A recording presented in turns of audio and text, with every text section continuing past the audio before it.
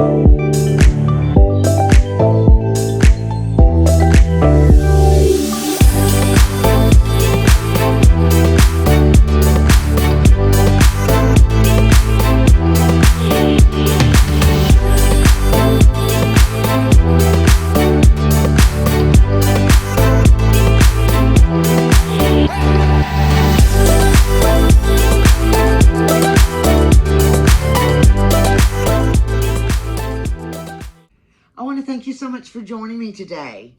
I'm going to be continuing the series called Three Tubes, so I hope you'll join me next time. Please don't forget to subscribe. See ya.